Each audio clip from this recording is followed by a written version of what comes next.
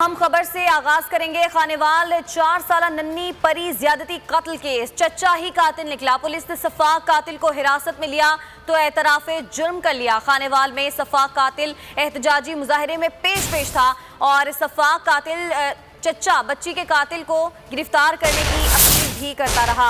अहम खबर से आपको आगाह करें, खानेवाल में 4 साल नन्ही परी ज्यादती के बाद कत्ल हुई थी और उस हवाले से पुलिस ने मुश्तबा अफराद को हिरासत में भी लिया था। लेकिन अब ये पता चला है कि उस बच्ची का जो चचा है वही असल में बच्ची का कातिल निकला है और पुलिस ने सफाक कातिल को हिरासत में लिया तो उसने एतराफे जुर्म कर लिया। खानेवाल में सफाक कातिल एहतजाजी मुजाहरे में पेश था और सफाक कातिल जो कि बच्ची का चचा था वो उस मुजाहरे में चीख कर ये बात कह रहा था कि कातिल को गिरफ्तार करो, कातिल को गिरफ्तार करने की अपील करता रहा, लेकिन दरअसल ये खुद ही उस बच्ची का कातिल था। खानेवाल में 4 साल नन्ही परी जो कि ज्यादती के बाद कत्ल हो गई थी और उस हवाले से पुलिस ने बहुत से जो मुश्तबा अफराद हैं उनको भी हिरासत में लिया था, उनसे पूछताछ जारी थी। लेकिन आज ये बात पता चली है कि बच्ची का जो चचा है वही असल में इस बच्ची का कातिल निकला है और पुलिस ने जब उसको हिरासत में लिया, उससे तफ्तीश की तो उसने इकबाले जुर्म भी कर लिया है और ये वही इंसान है जो कि बच्ची के लिए जब मुजाहिरा हो रहा था तो उसमें पेश था और कातिल को गिरफ्तार करने की अपील भी कर रहा था, लेकिन दरअसल वो खुद ही कातिल था। खानेवाल में 4 साल नन्ही परी ज्यादती के बाद कत्ल हुई और पता ये चला है कि मुलजिम उसका असल में चचा है और उसी ने उस बच्ची का कत्ल किया। एतराफ़े जुर्म भी सामने आया है। पुलिस ने जब उससे बात की, उससे तफ्तीश की, हिरासत में लिया तो उसने एतराफ़े जुर्म भी कर लिया है और ये वही सफाक इंसान है जो कि मुजाहरे में पेश था, सबसे आगे था और बच्ची के कातिल को गिरफ्तार करने की अपील कर रहा था। असल में यही कातिल था। अपडेट कर रहे हैं आपको अहम खबर से। खानेवाल से खबर है, मुलजिम ने गिरफ्तार हो गया है और उसने एतराफे जुर्म भी कर लिया है। आपको बताते चलें कि 4 साल नन्ही परी ज्यादती के बाद कत्ल हुई थी और उसका चचा बिनयामीन उसका कातिल निकला है। इसी पर बात करेंगे। मियां बहजाद हमारे नुमाइंदे हमारे साथ मौजूद हैं। मियां बहजाद, इस हवाले से मजीद डिटेल, चचा ही असल में कातिल था?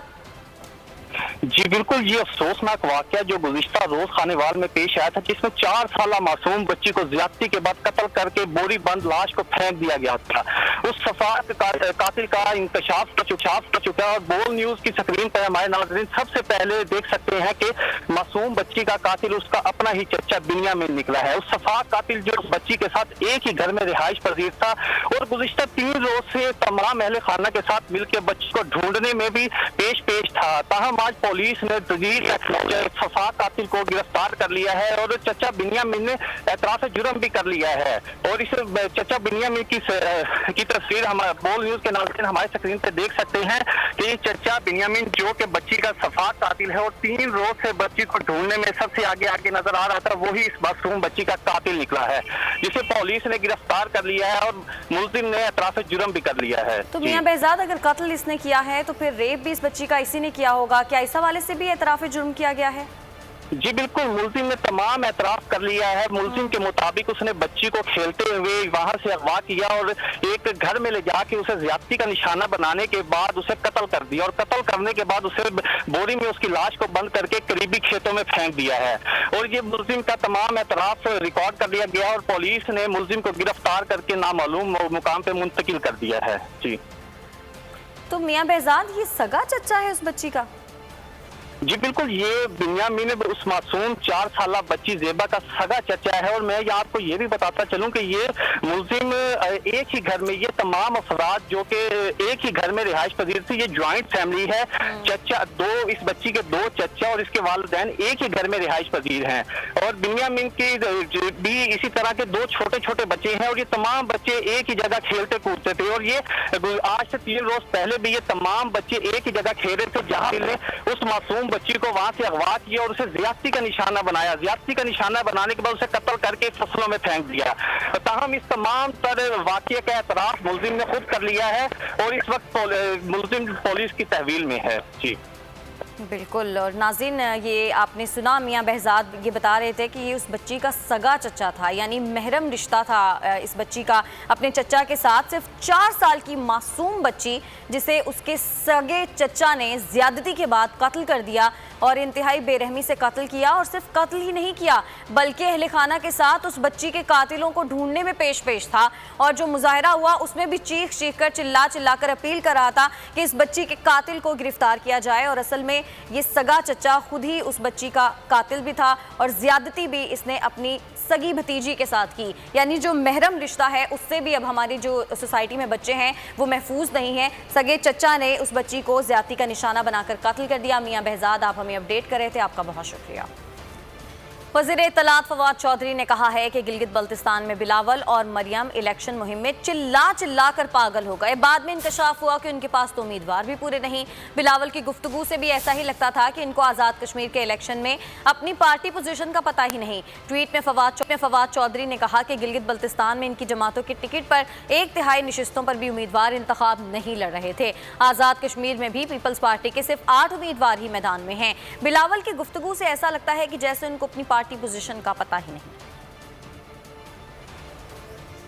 वजीर ममलकत इत्तलात व नशरियात फरूख हबीब का बिलावल के बयान पर रद्द अमल सामने आया। बोले, बिलावल साहब, गिलगित बल्तिस्तान की हालिया इंतखाबात में आपके उम्मीदवारों की जमानतें जब्त और बदतरीन शिकस्त हुई। फरूख हबीब ने कहा कि आज़ाद कश्मीर इलेक्शन में भी ऐसी ही शिकस्त आपकी मुंतजर है। कश्मीरी बिलावल जैसे बनारसी ठग को इंतखाबात में मुस्तरद करेंगे। कश्मीरियों को पता है कि इमरान खान की काविशों से मसला कश्मीर से दुनिया वाकिफ हो चुकी है। कश्मीर में पीटीआई की ही हुकूमत बनेगी। हम्माद अजहर ने गलत बयानी की। जून में गैस की किल्लत का ये आलम है तो दिसंबर में क्या होगा। कराची की पूरी इंडस्ट्री आज बंद पड़ी है। डीजल से बनाई जाने वाली बिजली के नर्ख 20 रुपए फी यूनिट हैं और इस वक्त फर्नेस ऑयल से बिजली बनाने का कोई जवाज नहीं। लीगी रहनुमा मिफ्ता इस्माइल हुकूमत की मुआशी टीम पर बरस पड़े। कहा, हमारे किए हुए मुआहिदे के तहत $4 की गैस नहीं खरीदी और आज ये $7 की गैस खरीद रहे हैं। पाकिस्तान मुस्लिम लीग नून ने सरकारी खजाने से तनख्वाह लेने वालों के असासे पब्लिक करने का मुतालबा कर दिया है। लीगी तर्जुमान मरियम औरंगजेब का कहना है कि FBR का इख्तियार नैब को देना इमरान साहब की गुंडागर्दी है। नैब गर्दी करके टैक्स रेवेन्यू में इजाफा नहीं होता। 2001 से इत्तलाक करना इमरान खान साहब की बदनीयती का इजहार है। नैब न्याजी गठजोड़ की नाकामी के बाद ये नया हथकंडा इख्तियार किया गया। नून लीग की तर्जुमान का कहना था कि अवामी ओहदेदारों के असासाजात तो पहले ही जाहिर होते हैं। FBR के पास तमाम रिकॉर्ड और तफसीलात मौजूद हैं। ताहम FBR से ये इख्तियार नैब को देने के पीछे क्या एजेंडा है।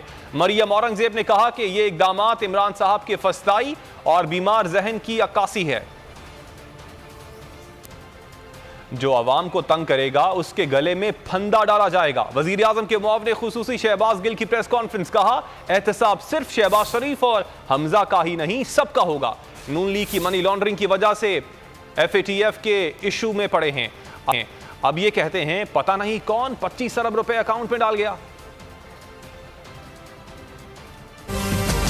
गरीब के साथ खड़े होने वाला मौजूद है ऐवान के अंदर, जिसका नाम इमरान खान है। हम ऐसी हर सुल्तान बीबी की आवाज सुनेंगे, उसकी आवाज बनेंगे और जो उनके साथ तावन नहीं करेगा उनके गले में एहतसाब का इसी तरीके से फंदा डालेंगे। एहतसाब सिर्फ नवाज शरीफ का नहीं करना, एहतसाब सिर्फ हमजा शहबाज का नहीं करना, जिसको ये नहीं पता कि केड़ी फुफी 25 अरब रुपए उहदे अकाउंट जमा करवा गई है। जो सवाल पूछे वो कहते हमें नहीं पता। साडे अकाउंट दे विच 500 रुपया आया होवे, साडे पूरे टब्बर नूं पता हुंदा है। सो आपके अकाउंट में 25 अरब आ गया, आपको नहीं पता कौन सी फुफी जमा करा गई है। यहाँ पर तो बनते थे ना खादमे आला। हम खादम नहीं कहते, हम इस तरह के झूठ आपसे नहीं बोलते, लेकिन हम आपके भाई हैं। बिजली घर लगा दिए, जो चले ना चले हमें उनके पैसे देने पड़ते हैं। ये नून लीग की मनी लॉन्ड्रिंग थी। इनके हुक्मरानों ने वो जो 25 अरब रुपया अपने अकाउंटों में जमा करवाया और आज ये कहते हैं कि सानू नहीं पता साडी केड़ी भूआ पा गई है। जब हमें मुल्क मिला तो ग्रे लिस्ट में पड़ा हुआ था। 27 चीजों की डिमांड थी, जिसमें से 26 पूरी कर दी, 27वीं भी हम पूरी कर चुके हैं ऑलमोस्ट। वजीर खारजा शाह महमूद कुरैशी का कहना है कि हम अफगान महाजरीन की मेजबानी के मजीद मुतहम्मिल नहीं हो सकते। अफगानिस्तान से इनखिला अफरा तफरी में हुआ तो खाना जंगी शुरू हो सकती है। मुल्तान में प्रेस कॉन्फ्रेंस में उनका कहना था कि अफगानिस्तान में हालात बिगड़े तो पाकिस्तान भी इससे मुतासिर हो सकता है। फैटे फराकीन को यह फैसला करना होगा कि यह टेक्निकल फोरम है या सियासी। पाकिस्तान को मजीद ग्रे लिस्ट में रखने का कोई जवाब नहीं था। भारत ने इस मामले को सियासी मफाद के लिए इस्तेमाल किया। वजीर आजम इमरान खान का हुकूमती और इत्तेहादी अरकान असम्बली को इशाइया देने का फैसला। वजीर आजम हाउस में इशाइया कल दिया जाएगा। इशाइये में बजट मंजूरी समेत अहम हुकूमती उमूर पर बातचीत होगी। तमाम अरकान को इशाइये में शिरकत यकीनी बनाने की हिदायत की गई हैं। और वजीर आजम पाकिस्तान इमरान खान ने एक और अच्छी खबर सुना दी है। ट्वीट में बताया कि रोशन डिजिटल अकाउंट्स ने नया संगे मील उबूर कर लिया है। रोशन डिजिटल अकाउंट में बैरून मुल्क मुकीम पाकिस्तानियों की सरमायाकारी $1.5 अरब से भी तजावुज कर गई। नया पाकिस्तान सर्टिफिकेट्स में सरमायाकारी भी $1 अरब से बढ़ गई है।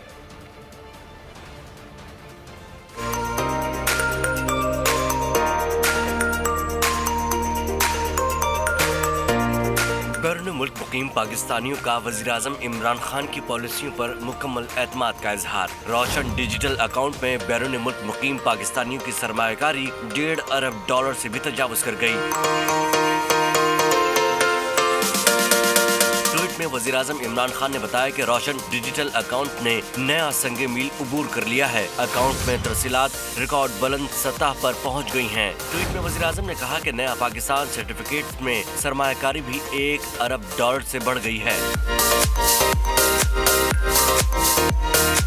बैरून मुल्क मुकीम पाकिस्तानियों को नया पाकिस्तान सर्टिफिकेट्स में डॉलर की शक्ल में सरमायाकारी पर 5.5 से 7% जबकि रुपए में सरमायाकारी पर 9.5% से 11% तक मुनाफा दिया जा रहा है। माशी माहिर शाहिद हुसैन सिद्दीकी ने कहा है कि तरसीलात ज़र से मुल्क चलाना इंतहाई खतरनाक है। महंगाई का बराह रास्त ताल्लुक हुकूमत की गलत पॉलिसी से है। हुकूमत अपनी रिट नाफिज करने में नाकाम रही है। हुकूमत की पॉलिसी ताकतवर तबके को नवाज रही हैं। उसका बराह रास्त ताल्लुक हुकूमत की गलत पॉलिसियों से है और जो है अपनी रिट नाफिज नहीं कर रहे हैं। तो उसके जो लोग जखीरा अंदोजी और मुनाफाखोरी कर रहे हैं, टैक्स की चोरी के नुकसानात पेट्रोलियम लेवी और यूटिलिटी बिल से पास करेंगे और सब्सिडी लेंगे, तो फिर तो यही होगा। जो महंगाई हो रही है पाकिस्तान में, रुपए की कदर भी प्रेशर में आ रही है। तो महंगाई बुनियादी तौर पर हुकूमत की गलत पॉलिसियों है जो ताकतवर तबकों को नवाजने के लिए कर रहे हैं। और वो पॉलिसियां वो है जो बराह रास्त तहरीक इंसाफ का जो 10 मुकाती एजेंडा था इलेक्शन से पहले, उससे और उनके मंशूर से मुतरसाजिम है।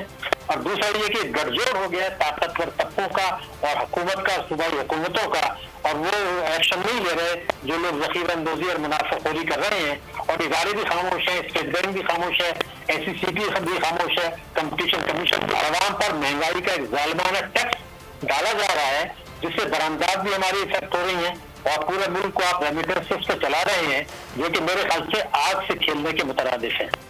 वज़ीर-ए-आज़म इमरान खान ने मुल्क की तारीख की सबसे बड़ी शजरकारी मुहिम चलाने का ऐलान कर दिया। ट्वीट में उनका कहना था कि तमाम पाकिस्तानी बिलखसूस नौजवान तारीख की सबसे बड़ी शजरकारी मुहिम के लिए तैयार हो जाएं। उनका कहना था कि पाकिस्तान में दरख्तों की औसत 5 दरख्त फी आदमी है। हमारे पास अभी करने के लिए बहुत कुछ बाकी है।